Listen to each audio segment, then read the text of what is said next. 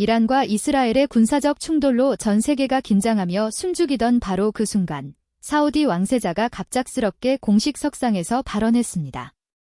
그는 우리는 대한민국의 행보를 면밀히 관찰하고 있습니다. 원칙을 견지하는 대한민국의 확고한 자세에 깊은 감명을 받았습니다. 감사합니다라고 천명했습니다. BBC, CNN을 비롯한 중동 주요 언론 매체들은 이 발언을 일회적인 해프닝으로 치부하며 연이어 특별 분석 기사를 내보냈습니다. 하지만 더욱 충격적인 사실은 이 발언의 시점이었습니다. 바로 다음 날 이란과의 운명적인 고위급 회담이 예정되어 있었기 때문입니다. 왜 사우디는 하필 그 결정적인 시점에 한국을 공개적으로 언급했을까요? 사실 이 사건은 단지 시작에 불과합니다. 지난 20여 년간 한국과 사우디아라비아가 쌓아온 특별한 신뢰관계, 그 놀라운 내막을 지금부터 깊이 있게 파헤쳐 보겠습니다. 제 이름은 카림 알 하산입니다. 저는 사우디아라비아 외교부에서 25년간 오직 한국만을 전담해온 전문 외교관입니다. 그 역사적인 국왕 아련의 순간, 저는 리야드 왕궁 회의실에 있었습니다. 살만 국왕께서 저를 긴급하게 호출하신 바로 그 자리에서 말입니다. 2025년 6월 14일 새벽 4시, 제 휴대전화가 요란하게 울려댔습니다. 평소 같으면 절대 받지 않을 시간이었지만 발신자를 확인하는 순간 잠이 완전히 달아났습니다. 왕궁 비서실이었습니다. 카림 알 하산 차관님, 죄송합니다. 국왕 폐하께서 지금 당장 뵙기를 원하십니다. 즉시 왕궁으로 와주십시오라는 다급한 목소리가 들렸습니다. 전화를 받는 순간부터 제 심장은 불안과 긴장으로 요동치기 시작했습니다. 25년의 공직 생활 동안 국왕을 직접 대면한 횟수는 손에 꼽을 정도였기 때문입니다. 더욱이 이처럼 새벽에 긴급 소환령이 내려졌다는 것은 분명 심상치 않은 중대사가 발생했다는 것을 의미했습니다. 불과 24시간 전 중동 정세는 완전히 새로운 국면을 맞이했습니다. 이란이 이스라엘 본토에 직접 미사일을 발사한 것입니다. 수백 발의 미사일이 텔아비브와 예루살렘 상공을 가로질렀고 이스라엘은 즉각적인 보복을 선언했습니다. 전 세계 유가는 단 하루 만에 배럴당 140달러를 돌파했습니다.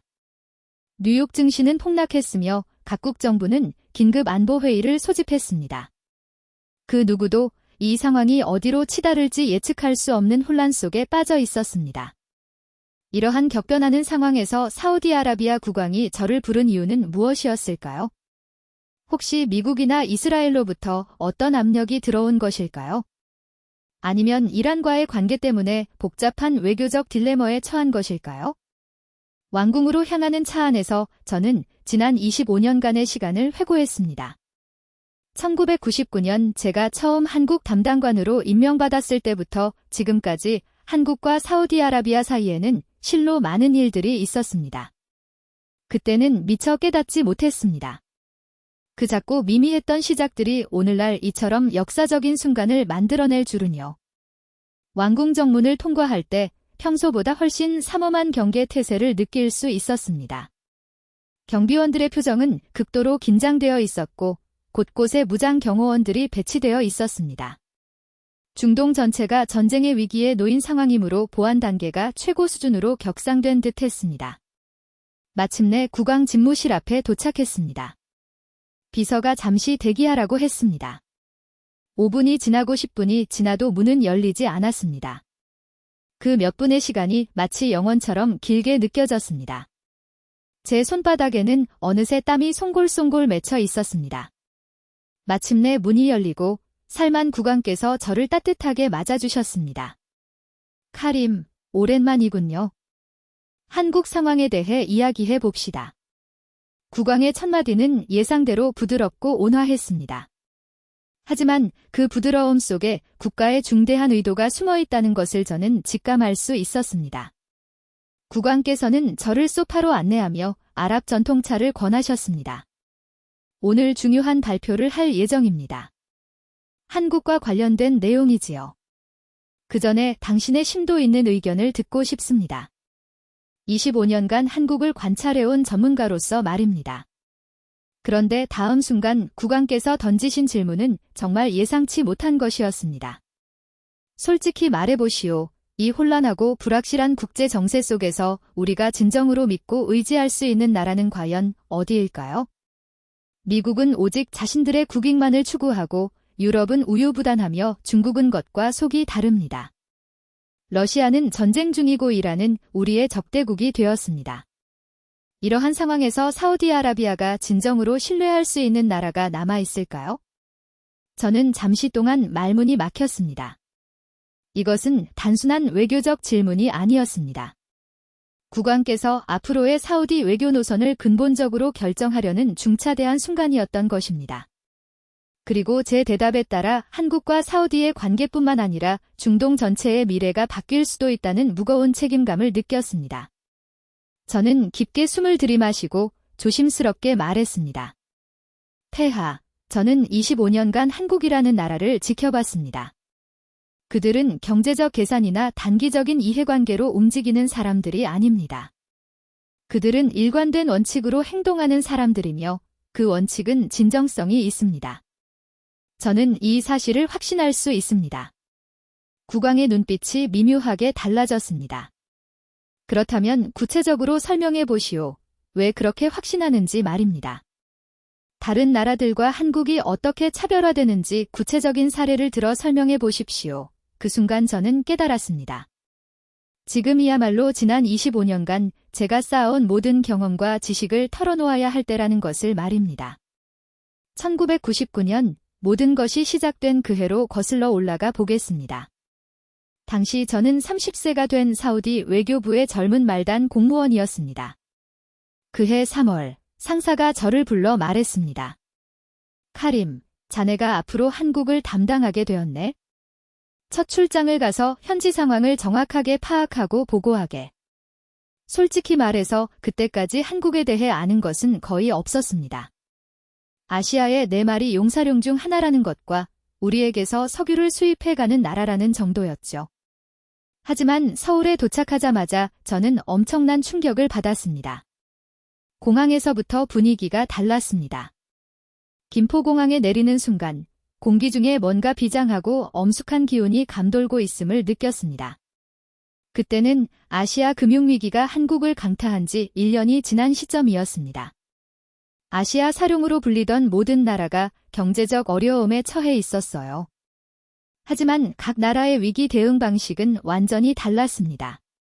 대만은 우리에게 석유 수입 계약 물량을 50%나 줄여달라고 요청했습니다. 경제 상황이 너무 어려워 기존 물량을 감당할 수 없다는 이유였습니다. 홍콩은 더욱 교묘했습니다. 중국 본토를 경유하여 우회 수입하겠다며 단가를 대폭 인하해달라고 압박했습니다. 그렇지 않으면 다른 곳에서 구매하겠다는 협박성 발언까지 서슴지 않았습니다. 싱가포르는 아예 계약 조건을 전면적으로 재협상하자고 요구했습니다. 지불 조건도 현금에서 외상으로 바꿔달라고 요청하며 사실상 계약 파기에 가까운 무리한 요구를 해왔습니다. 하지만 한국만은 달랐습니다. 한국 정부는 기존 계약을 한치의 오차도 없이 그대로 이행하겠다고 선언했습니다. 더 놀라운 사실은 다른 나라들과 달리 현금으로 즉시 결제하겠다고 했다는 점입니다. 저는 처음에는 이를 도저히 이해할 수 없었습니다. 한국 역시 똑같이 심각한 경제 위기를 겪고 있는데 왜 이런 상식 밖의 선택을 하는 것일까요? 그 답을 찾기 위해 저는 서울 시내를 돌아다니기 시작했습니다. 그리고 곧 믿을 수 없는 광경을 목격하게 되었습니다. 명동 거리에서 본 것은 그야말로 충격적이었습니다. 금은방 앞에 시민들이 긴 줄을 서 있는 것입니다. 그런데 그들은 금을 사러 온 것이 아니라 팔러 온 것이었습니다. 할머니들은 평생 모은 금반지를 내놓았고 신혼부부는 결혼 반지까지 빼서 가져왔습니다. 어떤 어린아이는 엄마 손을 잡고 와서 자신의 금 목걸이를 내놓기도 했습니다. 호텔로 돌아가는 길에 만난 한국 외교부 관리가 상황을 설명해 주었습니다. 카림 차관님, 지금 우리나라에서는 금 모으기 운동을 진행하고 있습니다. 국가 부채를 갚기 위해 전 국민이 자발적으로 금을 내놓고 있어요. 저는 되물었습니다. 자발적으로요? 네, 맞습니다. 우리가 아이들에게 자랑스러운 부모가 되는 길이에요. 어떤 초등학생은 엄마 손을 잡고 와서 자신의 금 목걸이를 내놓으며 금은방 직원에게 말했습니다. 아줌마, 이거 팔아서 나라 빚 갚는데 써주세요. 금은방 직원 역시 눈물을 글썽이며 그 상황을 지켜보고 있었습니다. 저는 그 모든 광경을 보면서 온몸의 전율을 느꼈습니다. 사우디아라비아에서는 상상조차 할 수 없는 일이었기 때문입니다. 물론 사우디 국민들도 나라를 깊이 사랑하지만 이처럼 구체적이고 즉각적인 행동으로 헌신을 표출하는 것은 본 적이 없었습니다.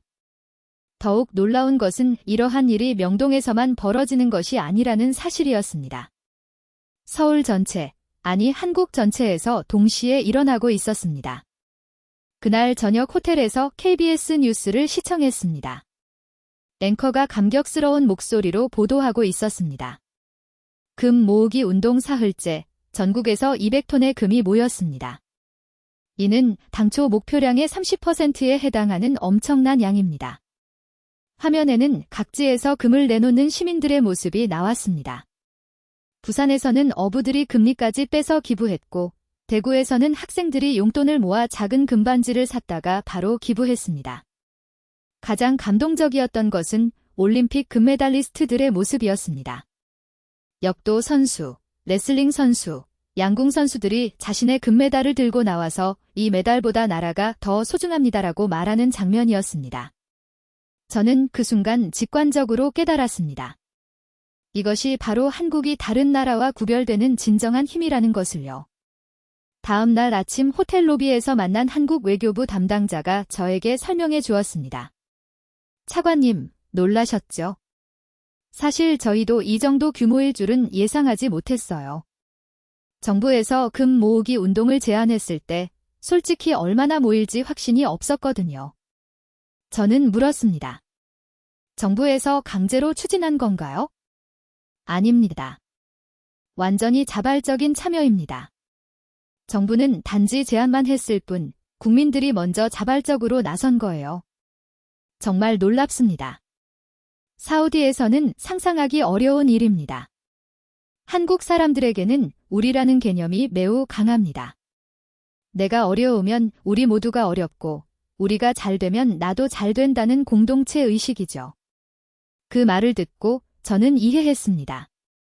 한국이 석유 계약을 기어이 지키려고 했던 이유도 바로 이러한 맥락이었습니다. 개인의 단기적 이익보다는 전체의 신뢰와 명예가 더 중요하다고 생각하는 거였죠. 저는 그날 일기에 이렇게 기록했습니다. 오늘 나는 인류의 가장 아름다운 모습을 목격했다. 한 나라의 모든 국민이 하나가 되어 위기를 극복하려는 모습. 이런 나라는 반드시 다시 일어설 것이다. 그리고 우리 사우디는 이러한 나라와 진정한 친구가 되어야 한다. 일주일 후 한국을 떠날 때 저는 완전히 다른 사람이 되어 있었습니다. 단순히 업무 차원 출장이 제 인생관을 바꿔놓는 경험이 된 것입니다. 공항에서 저를 배웅 나온 한국 외교부 직원이 작은 선물을 주었습니다. 태극기 모양의 작은 배지였습니다. 카림 차관님께서 한국의 상황을 진심으로 이해해 주셔서 정말 감사합니다. 언젠가 한국이 어려움에 처했을 때 사우디가 도움을 주신다면 우리는 그 은혜를 절대 잊지 않을 겁니다. 그때는 그냥 예의상 하는 말인 줄 알았습니다. 하지만 몇 년 후 그 말이 얼마나 진심이었는지 저는 뼈저리게 깨닫게 되었습니다. 리야드로 돌아가 저는 상부에 자세하고 심도 있는 보고서를 올렸습니다. 한국은 특별한 나라입니다. 경제적 계산만으로 움직이지 않습니다. 신뢰와 원칙을 최우선으로 여깁니다. 이러한 나라와는 장기적이고 포괄적인 파트너십을 구축해야 합니다. 이 보고서는 사우디 정부의 대한국 정책 방향을 결정하는 데 매우 중요한 역할을 했습니다. 하지만 진정한 실현은 아직 오지 않았습니다. 2001년 전 세계를 충격에 빠뜨린 그 사건이 일어나기 전까지는 말입니다. 2001년 9월 11일, 그날은 제 인생뿐만 아니라 전 세계 역사가 송두리째 바뀐 날이었습니다. 아침 일찍 사무실에 출근했는데 동료가 급하게 뛰어와 소리쳤습니다. 카림, 큰일 났어. 미국에서 대규모 테러가 발생했어. 처음에는 무슨 말인지 이해할 수 없었습니다. 하지만 텔레비전을 켜는 순간 저는 경악했습니다. 뉴욕의 세계 무역센터 쌍둥이 빌딩이 무너지고 있었기 때문입니다. 그리고 곧 더 충격적인 소식이 들려왔습니다. 테러범들 중 대부분이 사우디 국적이라는 것이었습니다. 그 순간부터 사우디아라비아에 대한 전 세계의 시선이 완전히 부정적으로 바뀌었습니다. 우리는 하루아침에 테러 지원국으로 의심받기 시작했습니다. 가장 고통스러웠던 것은 제 개인적인 상황이었습니다. 제 큰아들 나지브가 그때 미국에서 유학하고 있었거든요. 하버드 대학교에서 경영학을 공부하고 있었는데 갑자기 연락이 끊겼습니다. 며칠 후에야 간신히 연락이 닿았는데 아들의 목소리는 완전히 절망감에 차 있었습니다. 아버지, 여기 상황이 정말 심각해요. 사우디 학생들은 모두 숨어 지내고 있습니다. 길에서 아랍어로 통화하면 사람들이 무서워하며 피해요. 나지브, 괜찮니? 다친 곳은 없고? 몸은 괜찮지만 마음이 너무 힘들어요. 친구들도 저를 이상하게 쳐다보고 룸메이트마저 이사 간다고 합니다. 20살 청년이 감당하기에는 너무나 무겁고 가혹한 현실이었습니다. 아들의 목소리에서 저는 깊은 절망감을 느꼈습니다. 그런 극도의 절망 속에서 기적 같은 일이 일어났습니다. 아들에게서 다시 전화가 왔는데 이번에는 목소리가 전보다 훨씬 밝아져 있었습니다. 아버지, 한국 친구들이 저를 적극적으로 도와주고 있어요. 한국 친구들? 네, 하버드에 한국인 유학생들이 있거든요. 그 친구들이 제가 사우디 출신이라는 것을 알고도 오히려 저를 더 친하게 대해주고 챙겨주고 있습니다. 한국 학생 중 한 명인 지훈이라는 친구가 나지브에게 이렇게 말했다고 합니다. 나지브, 너는 테러범이 아니잖아. 몇몇 나쁜 사람들 때문에 모든 사우디 사람들을 나쁘다고 생각하는 건 명백한 잘못이야. 우리는 내가 어떤 사람인지 잘 알고 있어. 다른 한국 학생들도 마찬가지였습니다. 오히려 나지브를 더욱 챙겨주려 했고 함께 식사를 하고 도서관에서 공부할 때도 같이 다녔습니다. 왜 그렇게 자신들을 도와주느냐고 나지브가 물어봤더니 한국도 오해받은 경험이 많다고 답했다고 합니다. 일본 때문에 한국도 잘못 알려진 적이 많아 다른 나라가 부당하게 오해받는 기분을 잘 이해한다는 것이었습니다. 그 이야기를 듣고 저는 또 한 번 한국이라는 나라의 특별함을 느꼈습니다. 사실 그때 전 세계적으로 반아랍, 반이슬람 정서가 극에 달해 있었습니다. 미국은 물론이고 유럽, 심지어 아시아 국가들까지 사우디를 의심하는 분위기였습니다. 일본은 노골적으로 사우디와의 거리두기를 시작했습니다. 사우디 석유에 대한 의존도를 줄이겠다며 대체 에너지 개발에 박차를 가했습니다. 일본 언론들은 연일 사우디 왕실과 빌라덴 가문의 연결고리를 의혹으로 제기했습니다. 유럽도 다르지 않았습니다. 독일, 프랑스, 영국 모두 사우디 자금이 테러 조직에 흘러 들어갔을 가능성을 제기하며 금융거래를 전면적으로 재검토하기 시작했습니다. 하지만 한국만은 달랐습니다. 한국 정부의 공식 입장은 명확했습니다. 테러는 어떤 이유로도 정당화될 수 없으며 이슬람과 테러를 동일시해서는 안 된다. 사우디아라비아 국민들 역시 테러의 피해자이다. 한국 언론들도 균형 잡힌 보도를 했습니다. 테러를 규탄하면서도 무고한 사우디 국민들이 차별받아서는 안 된다고 강력히 강조했습니다. 더욱 놀라웠던 것은 한국 시민들의 자발적인 반응이었습니다. 서울에 있는 사우디 대사관 앞에 한국 시민들이 직접 찾아와 위로의 꽃다발을 놓았습니다. 그들이 들고 있던 피켓에는 이런 글이 적혀 있었습니다. 테러에는 국적이 없습니다. 사우디 친구들을 응원합니다. 저는 그 소식을 듣고 깊은 감동을 받았습니다. 전 세계가 우리를 의심의 눈초리로 바라볼 때 한국만은 유일하게 우리를 진심으로 이해해 주려 했던 것입니다. 그해 말, 저는 다시 공무상 한국을 방문했습니다. 공식적인 목적 외에도 개인적으로 한국 사람들에게 감사 인사를 전하고 싶었습니다. 서울대학교를 방문했을 때 국제대학원에서 공부하고 있던 한국 학생들과 대화할 기회가 있었습니다. 우리가 반드시 너를 도와줄게. 사미르는 처음에는 낯설어 했지만 박 교수의 따뜻한 미소에 금세 마음을 열었습니다. 치료가 시작되었습니다. 하루 8시간씩 주 5회의 고강도 면역 치료였습니다. 사미르는 힘들어했지만 용감하게 모든 치료 과정을 견뎠습니다. 가장 감동적이었던 것은 한국 의료진들의 진심 어린 정성이었습니다. 의사와 간호사들은 물론이고 심지어 병원의 환경미화원까지도 사미르를 자신의 손자처럼 극진히 돌봐주었습니다. 특히 이정숙 간호사는 정말 특별했습니다. 50대 중반의 그분은 사미르를 친손자처럼 보살폈습니다. 사미르야, 밥 먹어야 병이 빨리 낫지? 안 먹으면 안 돼. 사미르가 한국 음식을 낯설어하자 이정숙 간호사는 중동 음식을 직접 배워서 만들어주기까지 했습니다. 인터넷으로 레시피를 찾아가며 후무스와 팔라펠을 만들어 온 것입니다. 아줌마가 만든 거 어때? 집에서 먹던 맛이랑 비슷해? 사미르는 눈물을 글썽이며 대답했습니다. 맛있어요.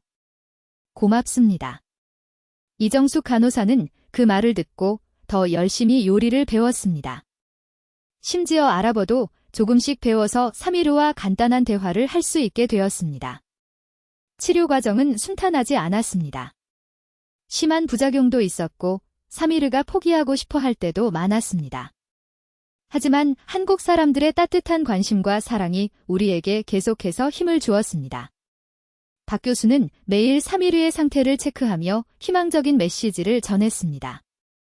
오늘 검사 결과가 어제보다 훨씬 좋아졌어. 이 속도라면 곧 완치될 수 있을 거야. 다른 간호사들도 마찬가지였습니다. 사미르가 힘들어하면 곁에 앉아서 한국 동화책을 읽어주기도 했습니다. 그렇게 6달이 지났습니다.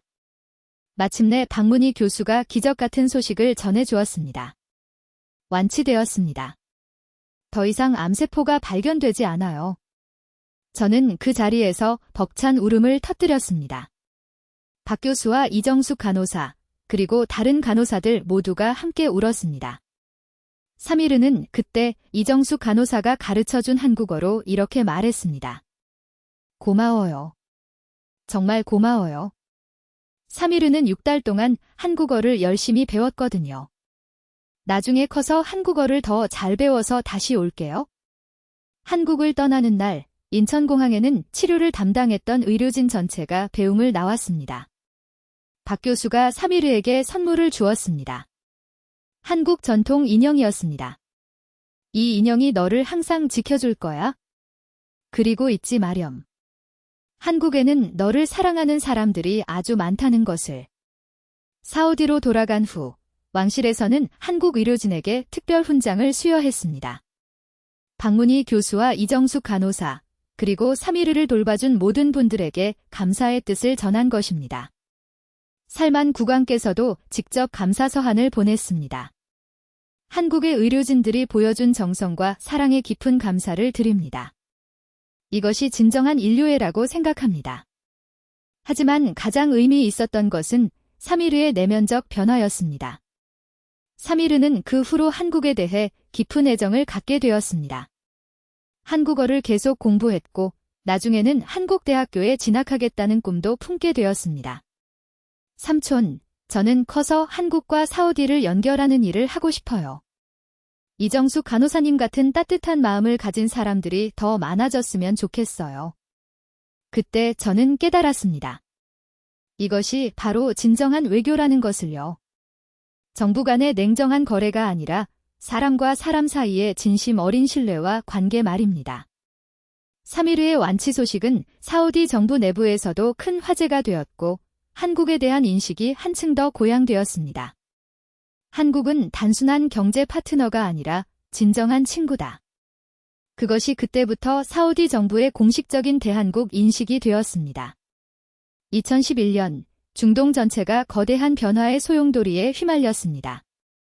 아랍의 봄이라고 불린 그 사건은 우리 사우디에게도 엄청난 도전이었습니다. 모든 것은 튀니지에서 시작되었습니다. 한과일 장수의 분신으로 시작된 시위가 순식간에 전국으로 번졌고 23년간 집권해온 벤 알리 대통령이 축출되었습니다.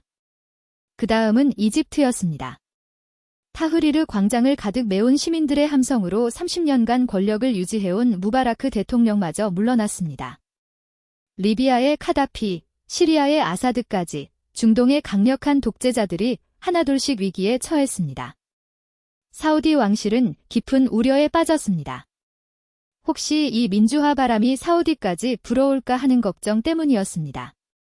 왕실 회의에서는 격렬한 논쟁이 벌어졌습니다. 서방 국가들이 배후에 있다. 우리를 무너뜨리려는 음모다. 혹은 아니다. 이것은 거스를 수 없는 시대의 흐름이다. 우리도 변해야 한다는 의견이 충돌했습니다. 그러한 혼란 속에서 저는 한국의 경험을 떠올렸습니다. 한국도 80년대에 민주화를 겪었지만 그것도 매우 평화로운 방식으로 이루어졌습니다. 저는 상부에 건의했습니다. 한국의 민주화 경험을 참고해보면 어떨까요? 그들은 급진적인 혁명 없이도 안정적으로 민주화를 이룩했습니다. 그해 여름, 저는 한국을 방문했습니다. 공식적으로는 에너지 협력 논의였지만 실제로는 한국의 민주화 경험을 배우러 간 것이었습니다. 서울대학교 정치외교학부 김태환 교수와 만났습니다. 87년 6월 항쟁을 직접 경험하고 연구한 분이었습니다. 교수님, 한국은 어떻게 평화적이고 점진적으로 민주화를 이룰 수 있었나요? 김 교수의 답변은 매우 인상적이었습니다. 갑작스러운 급진적 변화보다는 점진적인 개혁이 중요했습니다. 그리고 무엇보다 국민과 정부가 대화를 통해 해결하려고 부단히 노력했어요. 구체적으로 어떤 방식이었나요? 정부가 먼저 개헌을 제안했고 야당 및 시민사회와 지속적으로 소통했습니다. 물론 갈등도 있었지만 결국 평화적인 해결책을 찾아냈습니다. 김 교수는 계속해서 설명했습니다. 가장 중요한 것은 타이밍이었습니다. 너무 늦으면 급진적 변화를 막을 수 없고 너무 빠르면 혼란만 가중됩니다.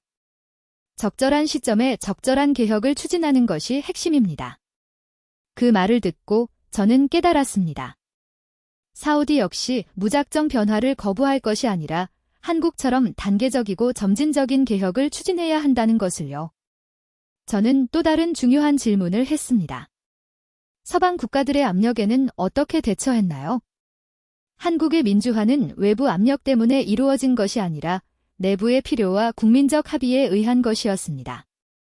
서방의 지지는 받았지만 결정적인 동력은 한국 국민의 강력한 의지였습니다. 이 말이 핵심이었습니다. 민주화는 외부에서 강요되는 것이 아니라 내부에서 자연스럽게 자생적으로 일어나야 한다는 것이었습니다.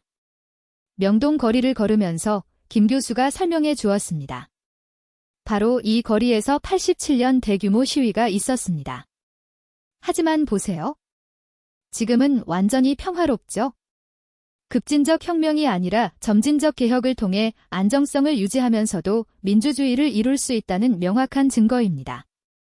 그날 밤 호텔에서 저는 사우디 본국에 긴급 보고서를 작성했습니다. 한국의 경험을 참고하여 점진적 개혁을 추진해야 합니다. 급진적인 변화는 통제 불가능한 혼란만을 초래할 뿐입니다. 몇 달 후, 사우디 정부는 비전 2030 로드맵을 발표했습니다. 이 비전에는 한국의 조언이 크게 반영되었습니다. 비전 2030은 급진적인 정치 개혁이 아니라 경제와 사회의 점진적 현대화를 추구했습니다. 여성의 사회 참여 확대, 엔터테인먼트 산업 개방, 경제 다각화 등이 주요 골자였습니다. 가장 중요한 것은 이 모든 변화가 외부 압력에 의한 것이 아니라 왕실 주도로 이루어진 자발적 개혁이었다는 점입니다. 그 과정에서 한국의 조언은 계속 이어졌습니다. 한국 정부는 사우디의 개혁을 적극 지지하면서도 성급한 변화보다는 안정적인 발전을 지속적으로 강조했습니다. 이명박 대통령이 사우디를 방문했을 때 한 말이 인상적이었습니다. 개혁은 마라톤과 같습니다. 너무 빨리 뛰면 중도에 포기하게 됩니다. 꾸준히 그리고 지속적으로 나아가는 것이 가장 중요합니다. 그 말이 사우디 지도부에게 큰 감명을 주었습니다. 한국의 조언을 받아들인 사우디의 점진적 개혁은 성공적이었습니다. 다른 아랍 국가들이 가장 인상적이었던 것은 양국 연구진들의 헌신적인 협력 모습이었습니다. 리야드와 서울을 오가며 밤낮 없이 연구에 매진했습니다. 한국의 정은경 박사가 사우디를 방문했을 때 했던 말이 기억에 남습니다. 바이러스는 국경을 가리지 않아요. 우리가 승리하려면 함께 싸워야 합니다. 사우디의 압둘라 연구원도 한국을 방문해서 이렇게 말했습니다. 한국의 기술과 사우디의 경험이 만나니 시너지가 정말 대단합니다. 혼자서는 절대 해낼 수 없는 일이었을 겁니다. 그렇게 1년간의 집중적인 공동 연구 끝에 우리는 메르스를 효과적으로 통제할 수 있는 시스템을 구축했습니다. 이 시스템은 나중에 세계보건기구 WHO에서 표준 모델로 채택되기도 했습니다. 더 중요한 것은 이 과정을 통해 양국 간의 신뢰가 오히려 더욱 깊어졌다는 점이었습니다. 위기를 함께 극복하면서 진정한 파트너십이 무엇인지 깨달았거든요. 한국 국민들의 인식도 완전히 바뀌었습니다. 처음에는 사우디를 원망했지만 공동 대응 과정을 지켜보면서 오히려 고마워하게 되었습니다. 한국 언론들도 달라졌습니다. 사우디와의 공동 연구가 메르스 대처의 열쇠가 되었다. 위기 속에서 빛난 한사우디 협력 모델 등의 기사를 쏟아냈습니다. 그해 말 서울에서 열린 메르스 대응 국제 심포지엄에서 한국 보건복지부 장관이 이렇게 말했습니다. 이번 메르스 사태를 통해 우리는 중요한 교훈을 얻었습니다. 전염병은 누구의 잘못도 아니며 함께 대응할 때만 이길 수 있다는 것입니다. 사우디아라비아는 우리의 소중한 파트너입니다.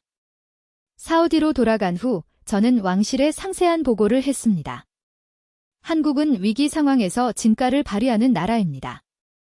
감정보다는 이성으로, 비난보다는 해결책으로 접근합니다. 이러한 나라와의 협력을 더욱 강화해야 합니다. 왕실도 깊은 감동을 받았습니다. 살만 국왕이 직접 한국 대통령에게 감사 서한을 보냈습니다. 한국의 성숙한 대응과 진정한 파트너십에 깊은 감사를 드립니다. 이것이 진정한 우정이라고 생각합니다. 그리고 이때 구축된 방역 시스템이 나중에 한국의 K방역 모델의 토대가 되었다는 것을 알게 되었을 때 저는 정말 자랑스러웠습니다. 코로나19 팬데믹이 전 세계를 강타했을 때 한국이 세계 최고 수준의 방역 모델을 보여준 것도 결국 이때의 경험이 밑바탕이 되었던 것입니다. 이 사건을 통해 저는 한국이 정말 믿을 수 있는 파트너라는 확신을 더욱 굳혔습니다. 2017년 6월 5일, 걸프 지역 역사상 최악의 분열 사태가 시작되었습니다. 그날 새벽, 사우디아라비아를 포함한 아랍 4개국이 카타르와의 외교 관계를 전면적으로 단절한다고 발표했습니다. 아랍에미리트, 바레인, 이집트까지 함께한 전례 없는 조치였습니다. 이유는 카타르의 테러 지원 의혹과 이란과의 밀접한 관계 때문이었습니다. 더 이상 참을 수 없다는 것이 우리의 확고한 입장이었습니다. 카타르는 완전히 고립되었습니다. 하늘길이 막히고 바닷길이 차단되었으며 심지어 육로까지 봉쇄되었습니다. 카타르 국민들은 하루아침에 물과 식량 부족 사태에 직면했습니다. 국제사회의 반응은 극명하게 엇갈렸습니다. 미국의 트럼프 대통령은 처음에는 사우디를 지지했습니다. 카타르가 테러를 지원해왔다는 것은 잘 알려진 사실이다. 사우디의 조치를 이해한다. 하지만 시간이 지나면서 미국도 카타르에 중요한 미군 기지가 있었기 때문에 중재에 나서기 시작했습니다. 유럽은 처음부터 중립적 입장이었습니다. 독일과 프랑스는 대화를 통한 해결을 촉구했지만 구체적인 중재안은 제시하지 못했습니다. 터키와 이란은 아예 카타르 편을 들었습니다. 터키는 카타르의 군대까지 파견했고 이란은 카타르의 식량과 생필품을 지원했습니다. 그러한 복잡한 상황에서 한국의 반응은 정말 독특하고 지혜로웠습니다. 한국 정부는 어느 편도 들지 않으면서 이렇게 공식 발표했습니다. 한국은 분단의 아픔을 겪고 있는 나라로서 형제 국가들 간의 분열을 보는 것이 매우 안타깝습니다. 대화를 통한 평화적 해결을 간절히 바랍니다. 이 발표를 듣고 저는 깊이 감동받았습니다. 한국은 자신들의 고통스러웠던 경험을 바탕으로 우리 중동의 상황을 바라보고 있었던 것입니다. 며칠 후 한국 외교부에서 저에게 연락이 왔습니다. 카림 차관님, 한국 정부가 비공식적인 중재 역할을 제안하고 싶습니다. 공식적인 중재자가 되겠다는 것이 아니라 뒤에서 조용히 도울 수 있는 방법을 찾고 싶어요. 저는 즉시 리야드 왕실에 보고했습니다. 왕실의 반응은 의외로 긍정적이었습니다. 한국이라면 신뢰할 수 있다. 그들의 제안을 들어보자. 그해 7월, 저는 비밀리에 서울을 방문했습니다. 청와대에서 열린 비공개 회의였습니다. 한국의 강경화 외교부 장관이 직접 나와서 말했습니다. 차관님, 한국은 70년간 분단의 고통을 겪고 있습니다. 형제가 서로 등을 돌리는 것이 얼마나 고통스러운지 누구보다 잘 알고 있습니다. 하지만 저희도 어쩔 수 없는 상황이었습니다. 카타르의 행동은 이라고 말하려 하자 강 장관이 저의 말을 조용히 끊었습니다.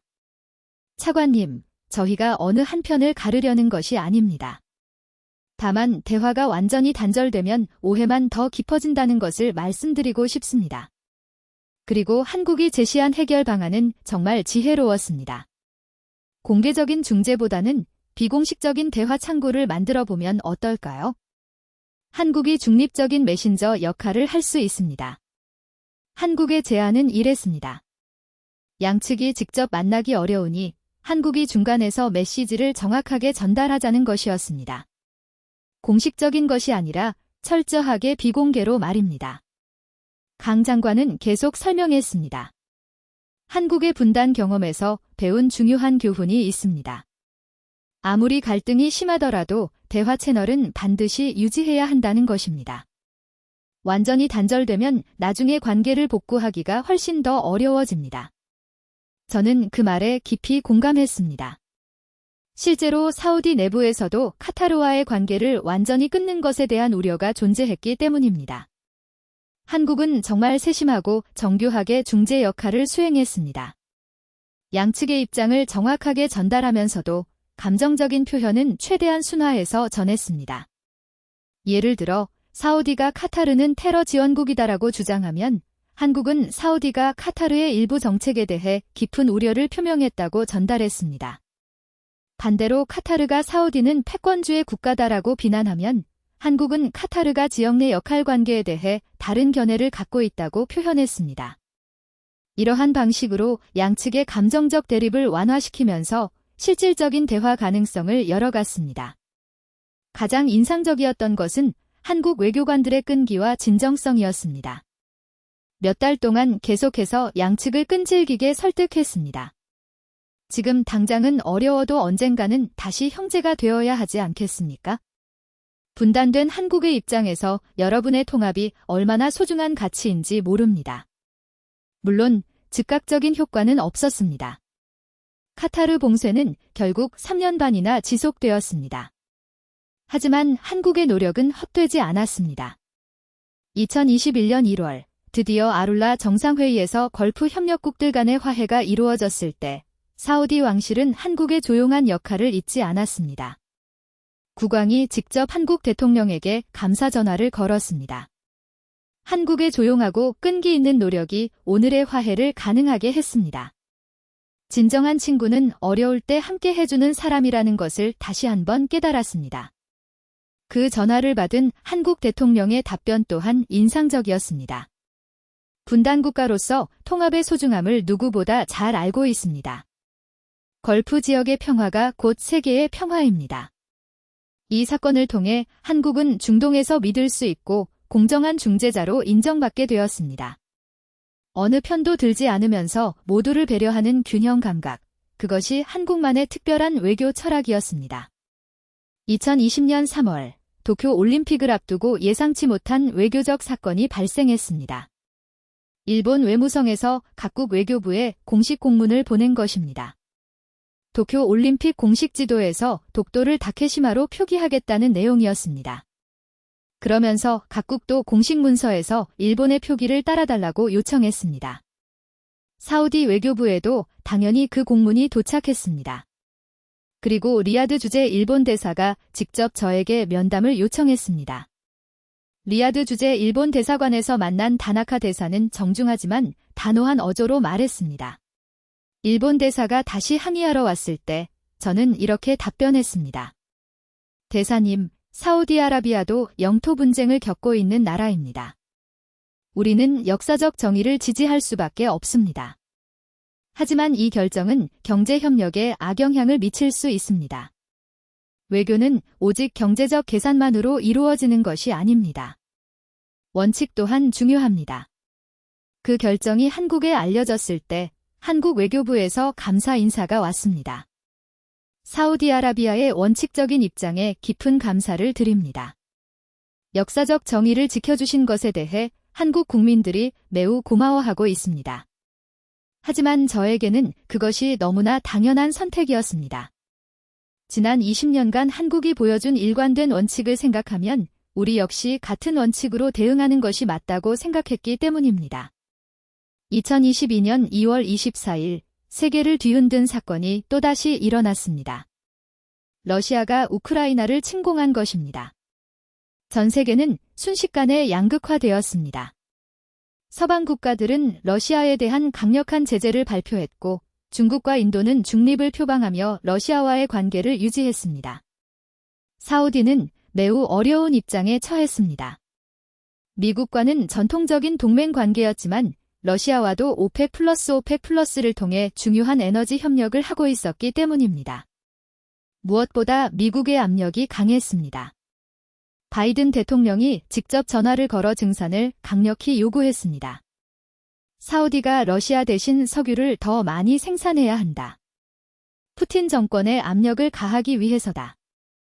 유럽 지도자들도 연일 사우디에 압력을 가했습니다. 독일의 숄츠 총리, 프랑스의 마크롱 대통령 모두 같은 요구를 했습니다. 러시아 석유를 대체할 수 있는 것은 사우디뿐이다. 국제사회의 책임과 의무를 다해달라. 반면 중국과 인도는 정반대의 압력을 가했습니다. 서방의 제재에 동참하지 말라. 이것은 러시아에 대한 부당한 탄압이다. 러시아의 푸틴 대통령도 사우디에 메시지를 보냈습니다. 오펙 플러스의 협력 정신을 잊지 말아달라. 사우디가 서방의 압력에 굴복한다면 큰 실망이 될 것이다. 그러한 복잡한 이해관계 속에서 한국의 반응은 정말 독특했습니다. 한국 정부는 공식적으로 러시아 침공을 규탄하고 제재에 동참한다고 발표했습니다. 하지만 동시에 이런 입장도 명확히 밝혔습니다. 에너지 안보는 정치와는 별개의 문제입니다. 각국은 안정적인 에너지 공급을 위해 다각화 노력을 해야 합니다. 이 발언에 숨겨진 의미를 정확히 이해한 나라는 사우디뿐이었습니다. 한국이 러시아 제재에는 동참하지만 사우디와의 에너지 협력은 오히려 강화하겠다는 뜻이었거든요. 그해 4월 한국의 산업통상자원부 장관이 사우디를 방문했습니다. 공식적으로는 신재생 에너지 협력 논의였지만 실제로는 그 이상의 큰 의미가 있었습니다. 한국 장관은 이렇게 말했습니다. 한국은 탈러시아가 아니라 에너지 다변화를 추구합니다. 사우디와의 장기적 파트너십을 더욱 강화하고 싶습니다. 그리고 구체적인 제안을 했습니다. 사우디의 신재생 에너지 프로젝트에 한국 기업들이 대규모로 참여하겠습니다. 네옴시티, 더 라인 프로젝트에도 한국의 첨단 기술을 적극 제공하겠습니다. 한국의 접근 방식은 정말 지혜로웠습니다. 서방의 압력에는 적절히 따르면서도 사우디와는 오히려 관계를 더 긴밀하게 만든 것이었습니다. 더 놀라운 것은 한국 주요 기업들의 발빠른 움직임이었습니다. 삼성, 현대, 포스코, 한화 등 주요 기업들이 사우디 프로젝트에 줄줄이 참여 의향을 밝혔습니다. 특히 삼성의 결정은 인상적이었습니다. 삼성은 사우디의 스마트시티 프로젝트의 반도체와 디스플레이 기술을 대규모로 투자하기로 했습니다. 현대차는 사우디에 전기차 생산 공장을 건설하겠다고 발표했습니다. 사우디의 비전 2030과 한국의 그린 뉴딜이 만나는 지점이었습니다. 한화는 사우디의 태양광 발전 사업에 대규모 투자를 결정했습니다. 사우디가 석유 의존도를 줄이려는 노력에 한국이 가장 적극적으로 동참한 것입니다. 이러한 한국의 전략적인 접근 방식을 보면서 저는 감탄했습니다. 다른 나라들이 편가르기에 급급할 때 한국만은 장기적인 관점에서 접근하고 있었습니다. 미국의 압력에 굴복하여 사우디와 거리를 두지도 않았고 그렇다고 서방을 완전히 무시하지도 않았습니다. 절묘한 균형을 유지하면서 모든 관계를 발전시키고 있었습니다. 한국 외교부 관계자가 저에게 설명해준 말이 기억에 남습니다. 차관님, 한국은 이념보다는 실용을 중시합니다. 우크라이나 사태는 분명 잘못된 일이지만 그것 때문에 다른 모든 관계를 망칠 수는 없어요. 제가 다시 물었습니다. 그렇다면 한국은 어떤 원칙으로 외교를 하는 건가요? 바로 평화와 상생입니다. 누구와도 적이 되지 않으면서 모두와 친구가 되려고 노력합니다. 그 말을 듣고 저는 한국의 외교 철학이 얼마나 성숙하고 탁월한지를 깨달았습니다. 실제로 한국의 이러한 접근은 성공적이었습니다. 서방과의 관계를 유지하면서도 사우디와의 협력은 오히려 더욱 강화되었습니다. 그해 말 사우디 왕세자 무함마드 빈 살만이 한국을 방문했을 때 이렇게 말했습니다. 한국은 복잡한 국제 정세 속에서도 원칙을 지키면서 모든 관계를 발전시키는 지혜로운 나라입니다. 이러한 나라야말로 진정한 파트너입니다. 그 방문에서 양국은 200억 달러 규모의 협력 협정을 체결했습니다. 에너지, 건설, 기술, 국방 등 모든 분야에 걸친 포괄적인 파트너십이었습니다. 특히 인상적이었던 것은 한국이 사우디의 우주 개발 프로그램에도 참여하기로 한 점이었습니다. 한국의 누리호 성공 경험을 바탕으로 사우디의 우주 기술 개발을 지원하겠다는 약속이었습니다. 이 모든 것을 지켜보면서 저는 확신했습니다. 한국은 정말 특별한 나라라는 것을요. 복잡한 국제 정세 속에서도 흔들리지 않는 균형 감각, 그것이 바로 한국만의 힘이었습니다. 이야기는 다시 2025년 6월 14일 살만 국왕과의 면담이 있던 바로 그날로 돌아갑니다. 왕궁 집무실에서 저는 25년간의 모든 경험을 국왕께 소상히 보고했습니다. 1999년 금 모으기 운동부터 시작해서 11 테러 때의 한국 반응, 조카 사미르의 기적적인 치료 과정, 아랍의 봄 때의 지혜로운 조언, 메르스 공동 대응, 카타르 위기 중재, 독도 표기 지지, 우크라이나 전쟁 때의 균형 외교까지. 국왕께서는 제 이야기를 조용하고 진중하게 들어주셨습니다. 때로는 고개를 끄덕이시고 때로는 깊은 사색에 잠기시기도 했습니다. 제가 모든 이야기를 마치자 국왕께서 말씀하셨습니다. 카림 알하산, 그동안 정말 수고가 많았습니다. 당신의 헌신과 통찰력 덕분에 우리가 한국이라는 특별한 친구를 얻을 수 있었어요. 그리고 국왕은 창문 밖 리야드 시내를 바라보며 계속 말씀하셨습니다. 지금 중동은 완전히 혼란에 빠져 있습니다. 이란과 이스라엘이 직접 미사일을 주고받는 상황입니다. 언제든지 전면전이 터져도 이상하지 않습니다. 정말 그렇습니다. 24시간 전 이란이 이스라엘 본토에 직접 미사일을 발사했고 이스라엘도 즉시 보복을 선언했습니다. 중동 전체가 거대한 화약고가 된 상황이었어요. 미국은 우리에게 이스라엘을 전폭적으로 지지하라고 압력을 가하고 있습니다.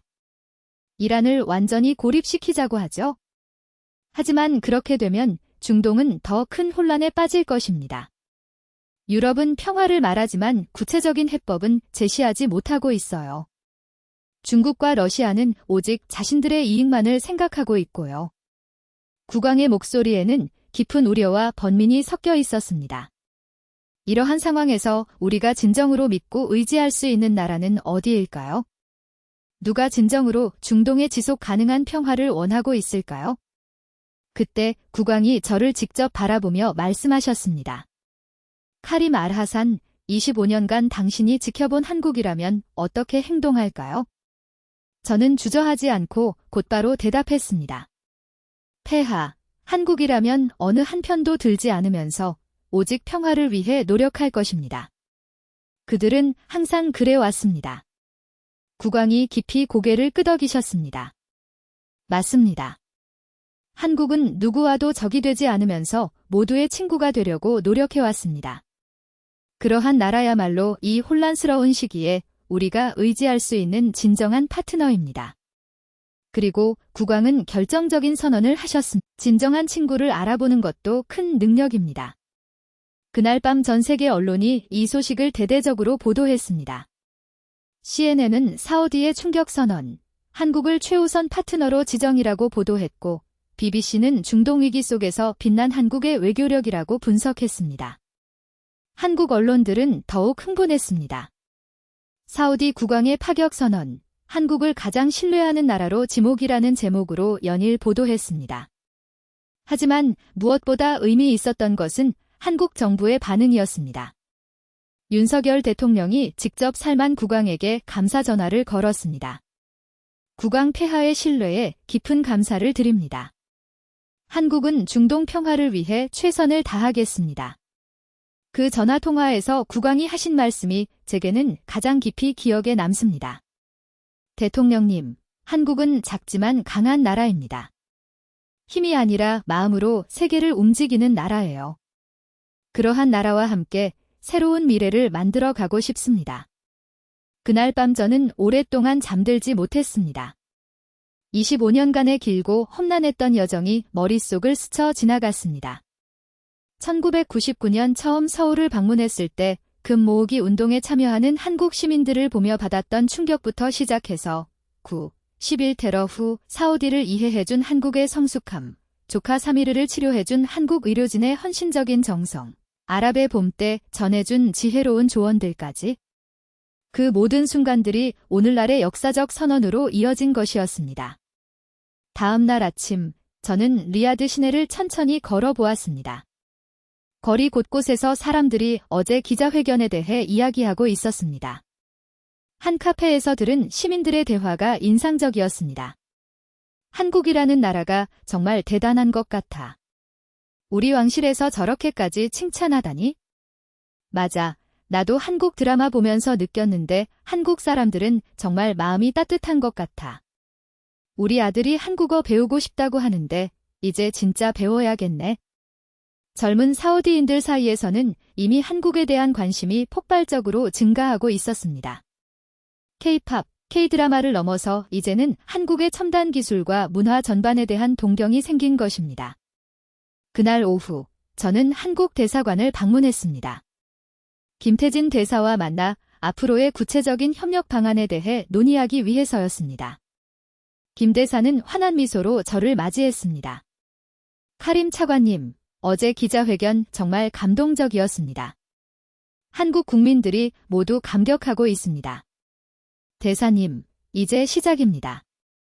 앞으로 더 크고 실질적인 협력을 만들어 가야 합니다. 우리는 구체적인 협력 계획을 논의했습니다. 에너지 분야에서는 한국의 원전 기술과 사우디의 신재생 에너지 프로젝트를 연결하기로 했습니다. 기술 분야에서는 한국의 반도체, 디스플레이, 첨단 기술과 사우디의 네옴시티 프로젝트를 결합하기로 했습니다. 문화 교류도 대폭 확대하기로 했습니다. 한국어 교육을 사우디 전역으로 확산시키고 사우디 학생들의 한국 유학도 늘리기로 했습니다. 가장 의미 있었던 것은 평화 협력 방안이었습니다. 한국의 분단 극복 경험과 사우디의 지역 영향력을 결합하여 중동 평화에 실질적으로 기여하자는 것이었습니다. 김 대사가 말했습니다. 차관님, 한국과 사우디가 함께라면 정말 새로운 가능성이 열릴 것 같습니다.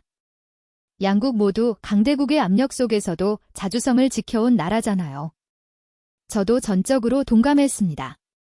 맞습니다. 우리는 힘의 논리가 아니라 신뢰의 논리로 관계를 맺어왔습니다. 이러한 관계야말로 세계 평화의 새로운 모델이 될 수 있을 거예요. 그날 저녁, 저는 집에서 아들 나지브와 조카 사미르와 함께 저녁 식사를 했습니다. 나지브는 이제 35세가 되어 외교관이 되었고 사미르는 29세가 되어 의사가 되었습니다. 나지브가 말했습니다. 아버지, 정말 자랑스러워요. 25년간 아버지가 묵묵히 쌓아온 신뢰가 이러한 놀라운 결과를 만들어낸 거잖아요. 사미르도 덧붙였습니다. 삼촌, 저는 한국에서 새로운 생명을 얻었습니다. 이제 그 은혜를 갚을 때가 온 것 같아요. 저도 한국과 사우디를 굳건히 연결하는 일을 하고 싶어요. 두 젊은이의 헌신적인 말을 들으면서 저는 다시 한번 깨달았습니다. 진정한 외교는 정부 간의 거래가 아니라 사람과 사람 사이의 진심 어린 신뢰라는 것을요. 며칠 후 한국에서 놀라운 소식이 들려왔습니다. 한국 정부가 한사우디 미래 동반자 협정을 제안한 것입니다. 이는 단순한 경제 협력을 넘어서 평화, 기술, 문화 등 모든 분야에서의 포괄적인 파트너십이었습니다. 특히 인상적이었던 것은 중동 평화 이니셔티브였습니다. 한국의 분단 경험과 평화 노력을 바탕으로 중동 지역의 갈등 해결에 실질적으로 기여하겠다는 내용이었습니다. 윤석열 대통령이 직접 발표한 이 이니셔티브는 다음과 같았습니다. 한국은 70년간 분단의 아픔을 겪어왔습니다. 그 과정에서 평화의 소중함을 뼈저리게 느꼈습니다. 이제 그 소중한 경험을 중동 평화를 위해 나누고 싶습니다. 이 제안에 사우디뿐만 아니라 다른 중동 국가들도 큰 관심을 보였습니다. 아랍에미리트, 쿠웨이트, 카타르까지 한국의 공정하고 지혜로운 중재 역할에 큰 기대를 표명했습니다. 저는 이 모든 극적인 변화를 지켜보면서 확신했습니다. 한국과 사우디의 특별한 관계가 단순히 양국의 이익을 넘어서 궁극적으로 지역 평화와 세계 평화에 기여할 수 있다는 것을요. 사막의 지혜와 반도의 기적이 만났을 때 새로운 가능성이 열리는 것 같았습니다. 자원과 기술의 결합, 전통과 혁신의 조화, 그리고 무엇보다 서로에 대한 깊은 신뢰와 존중. 이것이야말로 21세기 새로운 외교의 표준 모델이라고 확신했습니다. 지금까지 카림 알하산의 25년간의 감동적인 증언을 들어보셨습니다. 어떠셨나요? 1999년 한국의 금 모으기 운동에서 시작된 작은 감동과 신뢰가 25년 후 중동 전체를 뒤흔드는 역사적인 선언으로 이어진 것입니다. 한국이 보여준 일관된 원칙과 진정성 있는 신뢰가 결국 세계 최대 산유국의 마음을 움직인 것입니다. 어려울 때 외면하지 않고 함께했으며 갈등 상황에서는 흔들림 없이 균형을 잡았고 누구와도 적이 되지 않으면서 모두의 친구가 되려고 노력한 결과입니다. 특히 사우디가 독도를 한국 영토로 인정했던 것처럼 약소국의 정의로운 목소리도 결국 강대국의 압력을 이겨내고 세계를 움직일 수 있다는 것을 보여주었습니다. 한국의 외교력이 이제 중동 평화의 핵심 열쇠가 되고 있습니다. 분단국가라는 아픔을 겪은 우리나라가 오히려 세계 평화의 지혜로운 중재자 역할을 수행하게 된 것입니다. 이러한 대한민국의 진정한 국격과 뛰어난 외교 성과에 대해 자부심을 느끼시지 않으십니까?